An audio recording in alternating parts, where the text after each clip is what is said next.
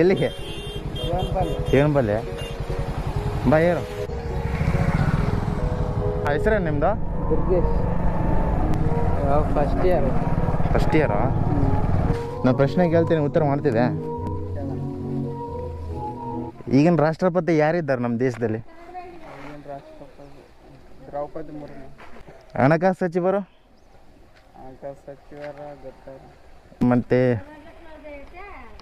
ಪ್ರಧಾನಮಂತ್ರಿ ಯಾರು ಗೊತ್ತಾರ? ನರೇಂದ್ರ ಮೋದಿ ಇದ್ದಾರ. ಸರಿ ಸರಿ ತಗೋ. ನನ್ನ ಕಡೆಯಿಂದ ನಿನಗೆ ಸಣ್ಣದಾಗಿ ಗಿಫ್ಟು ಆದ ತಗೋ. ಉತ್ತರ ಮಾಡಿದಲ್ಲ ತಗೋಬೇಕಾ? ಹೇಳು ಚೆನ್ನಾಗೆ. ಥ್ಯಾಂಕ್ಸ್. ಚಲೋ ಓದು. ಆಯ್ತು.